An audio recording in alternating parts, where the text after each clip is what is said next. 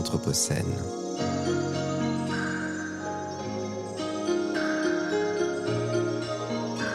Les entretiens anthropocènes.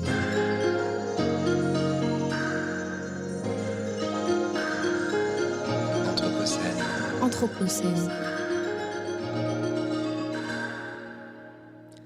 Bonjour et bienvenue. Il est 18h et c'est Émilie Perronne qui vous parle au micro de Radio Anthropocène. Aujourd'hui, je suis avec Laurent Tillon. Bonjour Laurent. Bonjour Émilie. Merci de nous faire le plaisir de venir dans les studios de Radio Anthropocène. Vous étiez juste avant de 16h à 17h en train de nous parler des chênes en compagnie de l'illustrateur Arnaud Tételin.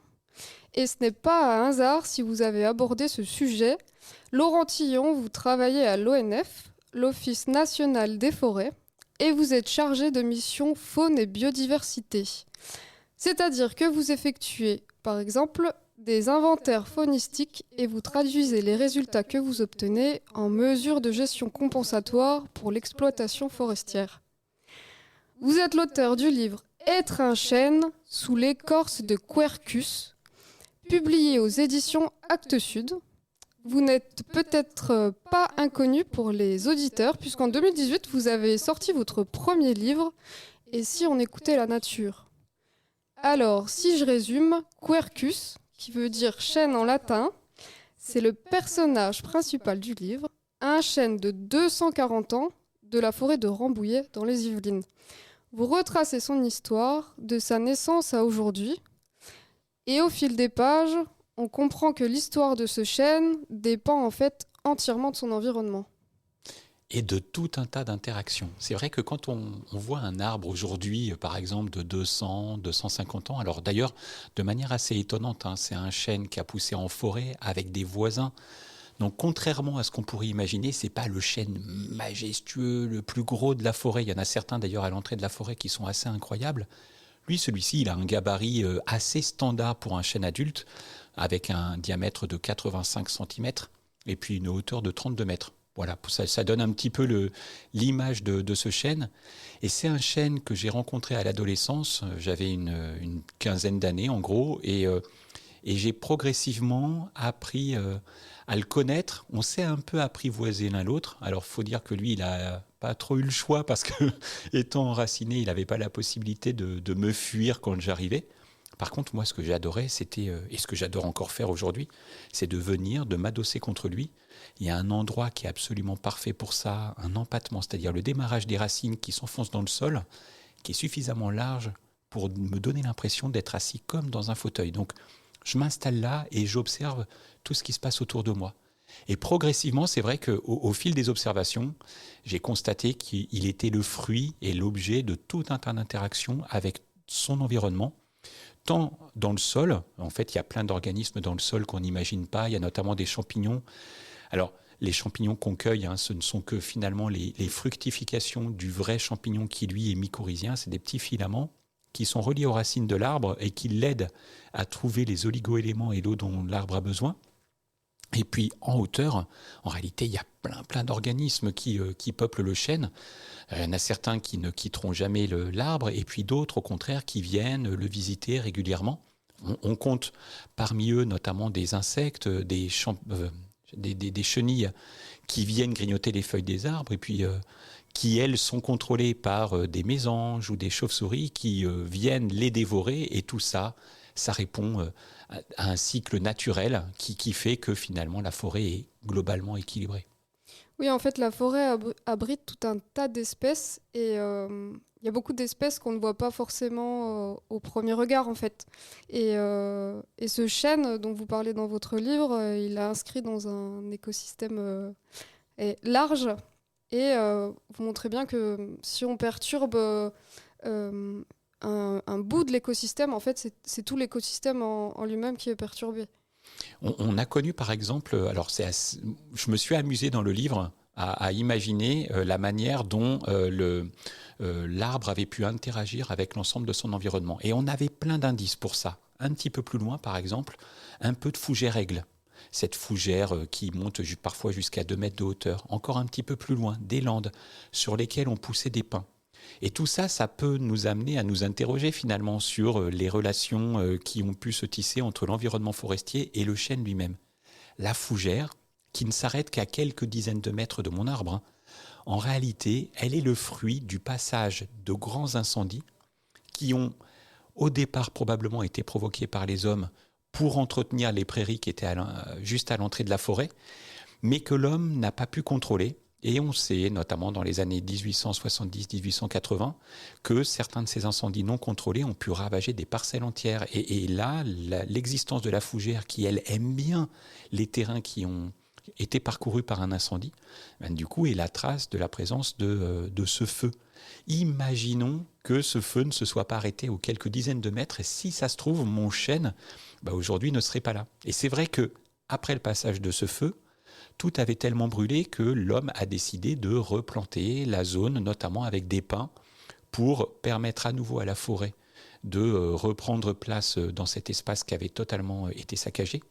Et c'est vraiment la preuve de toutes les interactions entre l'histoire, les décisions que nous, les hommes, on peut prendre et qui peuvent totalement impacter l'environnement, notamment l'environnement forestier. Et c'est vrai que mon chêne, il est encore là aujourd'hui, mais peut-être que dans son histoire, il a vécu des événements qui auraient pu faire basculer les choses du mauvais côté. Et vous, comme vous travaillez tous les jours dans la forêt, est-ce que, c'est une question que je me pose cette semaine de l'Anthropocène, est-ce que vous voyez, vous percevez les conséquences du changement global ? Ben, c'est vrai que alors le changement global, il se traduit par plusieurs phénomènes. Souvent, on parle des températures. Et c'est vrai qu'on l'a vécu. Alors, 2021 était une année plutôt exceptionnelle en France. Mais si on prend d'ailleurs d'autres secteurs de l'hémisphère nord, prenez la Colombie-Britannique. La Colombie-Britannique est dans un secteur qu'on considérait comme relativement préservé et épargné, a subi des températures dépassant les 50 degrés pendant plusieurs semaines d'affilée. Un phénomène totalement considérable et qu'on ne pouvait pas prévoir sur une durée aussi grande en zone tempérée, comme nous. On pourrait imaginer que dans quelques années, ça nous arrive aussi. Ces températures extrêmes peuvent avoir une conséquence létale sur tout un tas d'organismes vivants. Les arbres, notamment, qui, eux, peuvent supporter certaines grandes températures, mais à un moment, ils sont soumis à une telle chaleur qu'ils ne s'en sortent pas. Mais il y a un deuxième phénomène, c'est le manque d'eau qui est associé. Ce qu'on constate avec le changement global et le réchauffement climatique en particulier, c'est que le régime de précipitation est totalement perturbé. À tel point d'ailleurs que 2021, c'était une année particulièrement arrosée et inondée en France à cause du fait justement qu'il y ait au-dessus de l'Atlantique des poches de chaleur qui entraînent justement la fabrication des nuages. Mais de manière continue, ce qu'on constate, c'est des phénomènes de sécheresse de plus en plus forts qui s'expriment de deux manières. Déjà, il ne pleut qu'à une certaine période de l'année, bien souvent qu'en hiver. Et puis on a vu notamment en 2018, 2019 et 2020 des printemps qui étaient très très secs, suivis par des étés pendant lesquels il n'a pas plu, il n'y a pas eu d'orage non plus. Et là, imaginez une végétation qui est en train de s'exprimer, qui a besoin d'eau et qui pendant 6 mois est totalement sevrée. Les arbres notamment ont besoin de cette eau. Et ça peut révéler du coup des mécanismes de dépérissement parce que les arbres qui n'ont plus suffisamment d'eau n'arrivent plus à emmener notamment leurs nutriments par la sève brute, c'est-à-dire tous ces oligo-éléments puisés dans le sol, qui sont véhiculés jusqu'en haut des arbres par l'eau qui elle aussi est puisée du sol. Les mécanismes qui sont utilisés par l'arbre pour faire monter l'eau jusqu'en haut ne s'appuient pas sur un système centralisé. Nous, on a un système cardiaque, on a une pompe qui envoie le sang partout dans l'organisme. Ça ne fonctionne pas comme ça chez l'arbre. Et l'arbre s'appuie sur d'autres processus qui impliquent une certaine quantité d'eau. Nos arbres ont grandi avec une certaine quantité d'eau. Depuis une dizaine d'années, ce régime de précipitation a tellement été perturbé que du coup, en printemps et en été, on manque d'eau. Ça implique une conséquence sur la manière dont les arbres ont la capacité de résister à tout un tas d'autres phénomènes. Ils subissent ce stress hydrique très très fort, et donc il suffit qu'il y ait une petite brèche qui s'installe, une branche qui casse, ou à un moment une petite blessure sur un arbre. voire simplement une forme d'embolie dans le vaisseau. Il suffit qu'à un moment, une bulle d'air entre parce qu'il n'y a plus suffisamment d'eau dans les vaisseaux conducteurs de sève pour que la sève arrête de monter. Si la sève arrête de monter, il y a une fragilité en haut. L'arbre émet des molécules de détresse qui sont détectées par tout un tas d'organismes, ce qu'on appelle des insectes saproxyliques, les insectes décomposeurs du bois, qui eux viennent s'installer.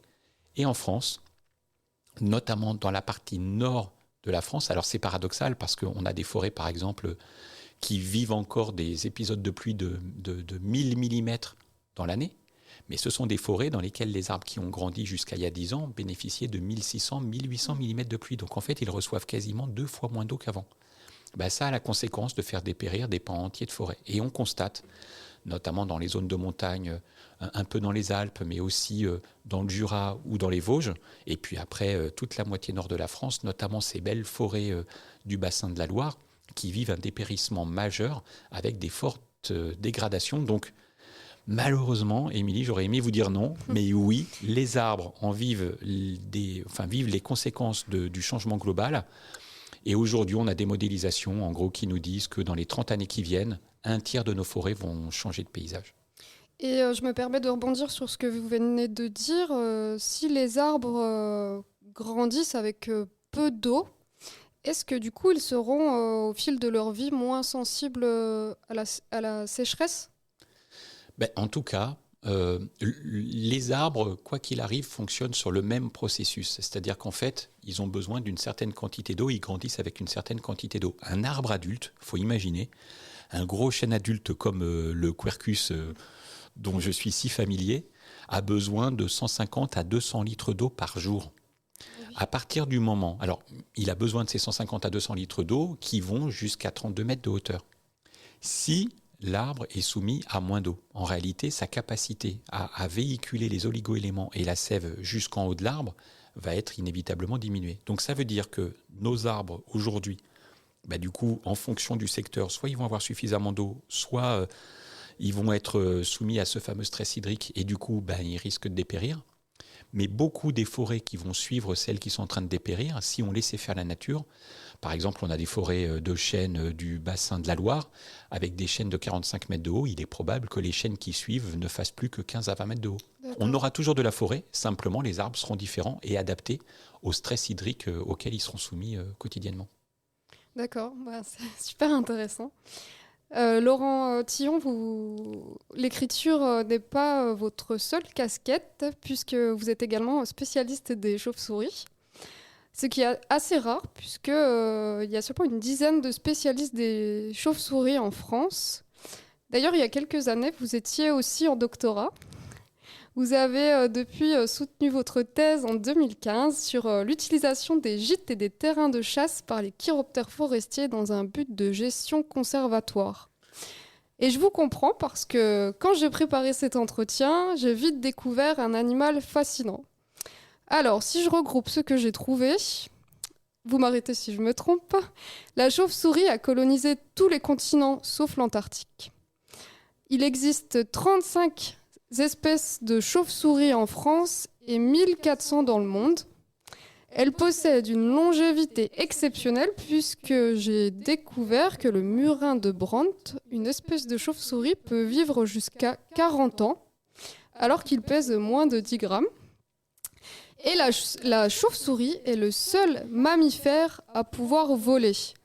D'ailleurs, le molosse du Brésil, une autre espèce de chauve-souris, peut atteindre les 160 km/h, une vitesse de vol inégalée. Le rythme cardiaque peut monter jusqu'à 1600 battements par minute pour certains chiroptères en plein vol. Pourtant, la chauve-souris jouit d'une mauvaise réputation et est encore mal aimée. L'image véhiculée et le cinéma n'a pas aidé. C'est celle d'un monstre assoiffé de sang qui s'accroche aux cheveux. Qu'est-ce que vous répondez ? J'en réponds qu'il est vrai qu'en fait, on a peur de ces animaux. En tout cas, on ne peut pas rester insensible face à ces animaux. Pour une raison qui est assez simple, c'est que ce sont des animaux qui sont un peu comme des fantômes. C'est des fantômes qui sont autour de nous. En fait, on sait qu'ils sont là, mais on ne les voit pas. On sait qu'ils sont là, parfois on peut les entendre, mais alors il faut avoir une très bonne oreille. Mais on ne les voit pas quand même, Et puis, il suffit que la nuit tombe pour qu'on se mette, par exemple, à l'orée d'une forêt ou alors sur une terrasse proche, par exemple, d'un lampadaire. Et là, on va voir l'animal voltiger, passer devant la lumière, passer à contre-jour. Mais ça va être une image très soudaine qui va disparaître aussi vite qu'elle est apparue. Voilà, en fait, ce sont des fantômes. Et généralement, en tout cas dans nos cultures, dans notre culture européenne, on a peur de ce qu'on ne connaît pas. Et du coup, c'est un animal qu'on ne connaît pas. Alors, on a inventé tout un tas de fables faisant de cet animal mystérieux un animal un petit peu du diable. D'ailleurs, pour raconter une petite anecdote, quand j'étais gosse, j'allais régulièrement avec mes parents dans la ferme familiale de mon grand-père maternel. Et ça arrivait parfois qu'on entende une chouette. Et la chouette, c'est un petit peu la même image. C'est l'animal du diable.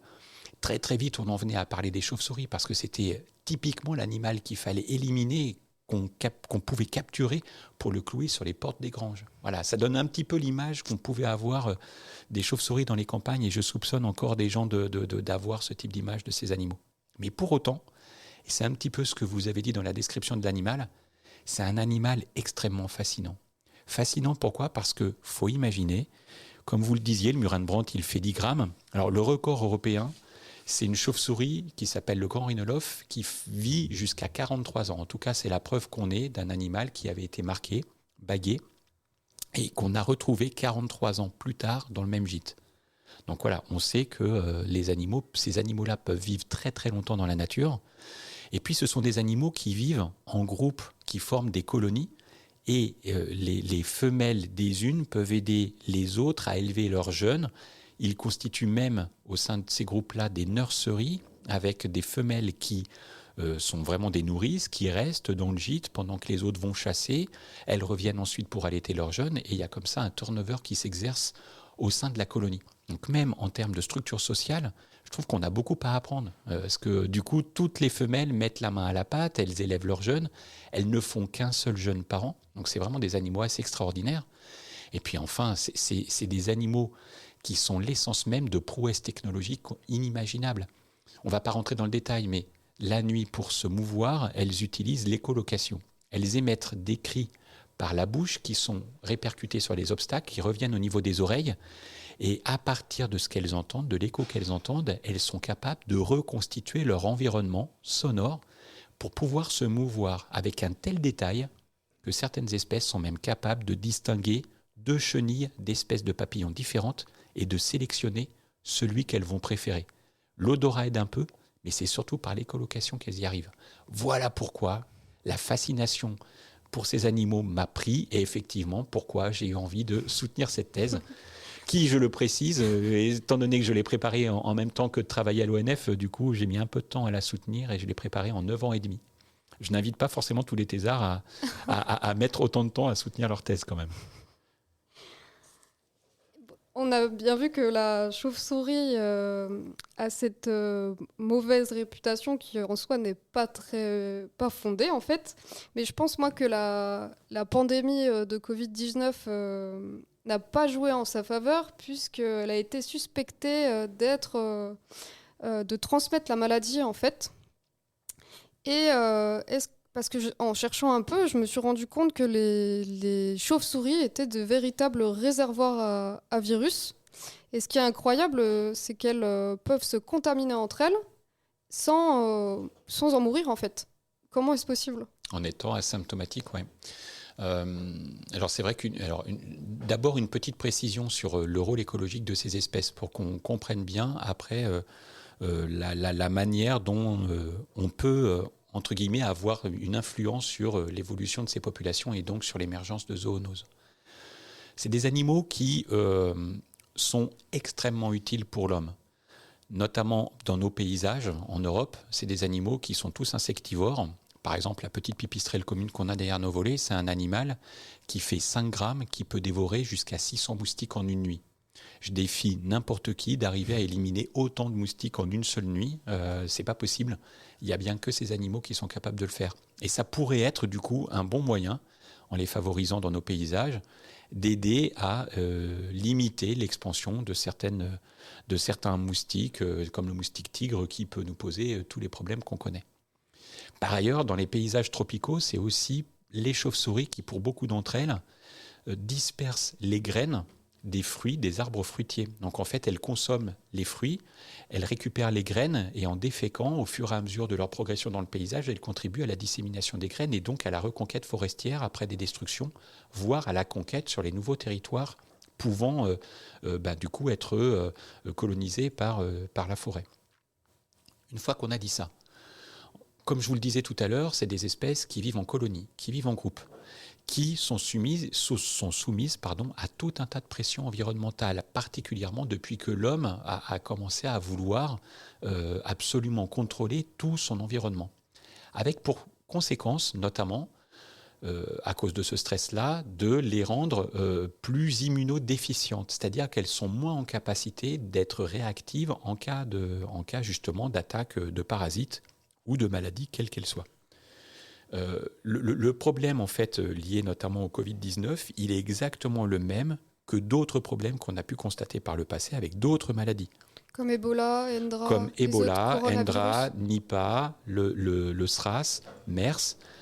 Tout ça, ce sont des virus qui vraisemblablement sont issus des chauves-souris. D'ailleurs, dans la plupart des cas, c'était des coronavirus, donc d'une famille des Coronaviridae. Voilà. Parmi les virus, il y a exactement comme chez les chênes ou d'autres, il y a une belle diversité. Ben, en fait, toutes ces espèces de chauves-souris sont capables d'être porteuses saines de ces virus qui ne s'expriment pas. Elles ont un système immunitaire extrêmement performant qui leur permet d'éviter justement la sortie du virus, l'expression du virus vers elles.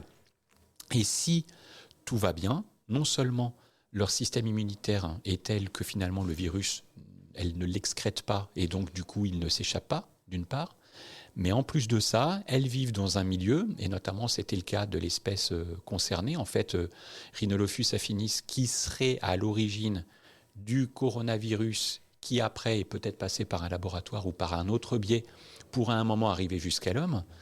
En tout cas, c'est une espèce qui vit dans des grottes, qui chasse essentiellement en forêt et normalement pas du tout au contact de l'homme. Sauf qu'il vit dans un espace, notamment l'Asie du Sud-Est, qui fait l'objet d'un appétit croissant vers les milieux naturels. On détruit de la forêt pour faire de la grande culture. Du coup, on appauvrit l'habitat de l'espèce qui se retrouve stressée et en plus de ça, en contact avec nos systèmes agricoles. Et à un moment, malheureusement, inévitablement, c'est des animaux qui peuvent être amenés à être en contact avec nous et pourquoi pas excréter certains virus comme des coronavirus. Donc la clé de tout ça, c'est la manière dont on pourrait changer notre manière d'utiliser l'espace. On est en plein dans des questions liées à l'Anthropocène. Le grand défi, ça va être qu'on soit capable de renouer le contact avec l'ensemble de la biodiversité, avec tous les cycles naturels et d'être en mesure, pas forcément de régresser, mais d'imaginer un nouveau modèle de développement sociétal qui serait totalement respectueux des cycles écologiques et de toutes les espèces dont font partie les chauves-souris. Oui, parce que la question, en fait, si je comprends bien, c'est comme les humains empiètent de plus en plus sur le territoire des chauves-souris, le risque, c'est qu'il y ait d'autres virus similaires à ce Covid-19, en fait. Le risque, c'est qu'il y ait d'autres virus à un moment qui émergent.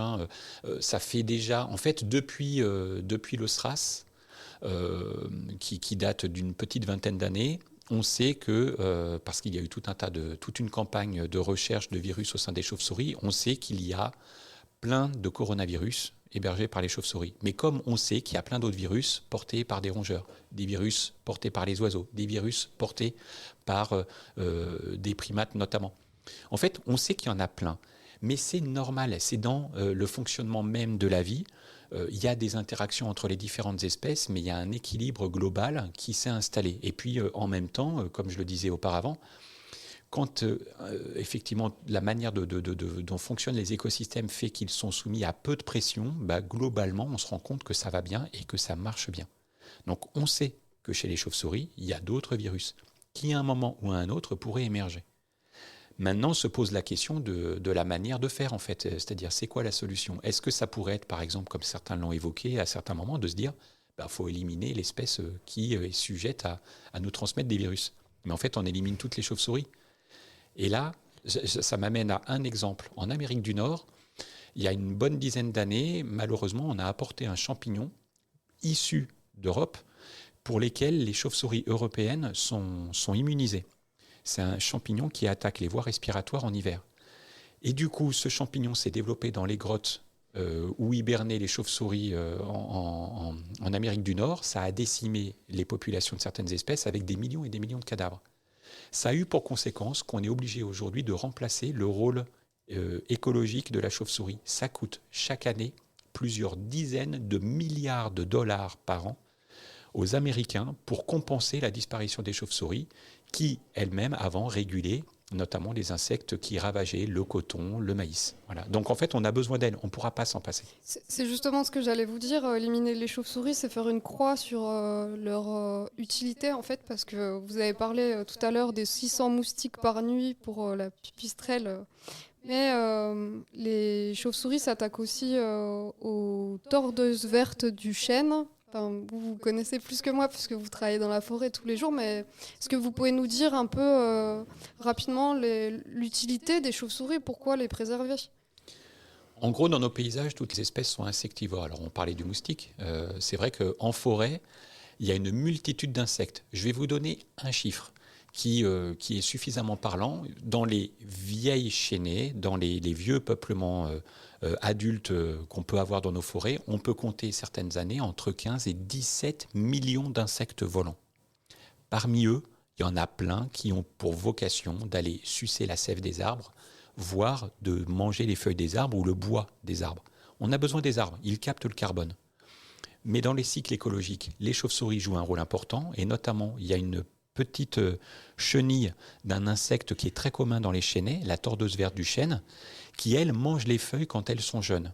Eh bien, il faut savoir que dans nos forêts, on a notamment une petite espèce de chauve-souris qui fait une dizaine de grammes, qu'on appelle le murin de Bechstein. C'est un nom un peu barbare pour cette petite chauve-souris forestière qui vit en colonie, et une seule et même colonie est en mesure de manger au mois de mai, au moment où on a la tordeuse verte du chêne, jusqu'à 1 250 000 chenilles. Donc voilà, le rôle, il est évident. Alors après, c'est vrai que moi, j'aime pas parler forcément en comptabilité financière. Là, elles font simplement partie du bon fonctionnement de l'écosystème, mais il est clair qu'on ne pourra jamais se passer d'elles. Oui, puis c'est également un très bon bio-indicateur, parce que en fait, mesurer les chauves-souris, regarder leur état, leur nombre, ça nous indique comment va l'écosystème dans lequel elles sont. C'est bien ça ? Oui, parce que sur les 35 espèces qu'on a en France, toutes ont un régime alimentaire, une manière d'utiliser l'habitat, une manière de sélectionner les gîtes qui est différente. Ce qui veut dire que dans un espace forestier, vous êtes en mesure d'identifier les différentes espèces que vous avez, puis de les comptabiliser et enfin de mesurer leurs tendances. Et bien, ça vous donne un peu un diagnostic de l'état de votre environnement, compte tenu du fait qu'elles sont tout en haut de la chaîne alimentaire. Elles mangent des moustiques, qui pour certains d'entre eux mangent des moustiques, qui pour certains d'entre eux mangent des végétaux, qui eux poussent dans un certain contexte de l'écosystème. Et donc en fait, comme elles sont tout en haut de la chaîne, si elles se portent bien, ça veut dire que l'ensemble de l'écosystème se porte bien. Et dernière question, Laurent Tillon, est-ce que vous pouvez nous dire comment faire pour protéger concrètement la biodiversité et pourquoi pas pour favoriser ces chauves-souris chez nous ? En fait, je crois que la clé, elle est liée à un mot, contemplation. Prenez le temps de vous poser, moi c'est ce que j'ai fait avec mon chêne, de vous poser contre un chêne. Ou alors, quand vous avez un petit paysage urbain, de vous poser à un endroit où vous sentez que, par exemple, des chauves-souris peuvent émerger, comptez-les, regardez-les, appréciez ces moments de vie, et à un moment, je pense que vous aussi, vous serez émerveillé par elles, et vous n'aurez qu'une envie, c'est d'en prendre soin. Et là, vous vous poserez toutes les questions qui aboutiront à la connaissance nécessaire dont vous aurez besoin pour prendre soin de ces organismes et les protéger. Laurent Tillon, merci. Vous êtes passionné et passionnant, je trouve. Enfin, on pourrait parler des heures avec vous. Alors, on peut retrouver dans les librairies votre livre Être un chêne sur l'écorce de Quercus. Puis également vous rejoindre demain, mercredi 26 janvier, pour en apprendre davantage sur l'architecture des arbres avec une balade. Avis aux amateurs, départ 14h du parc de la Fessine à Lyon. Merci encore et bonne continuation. Merci Émilie.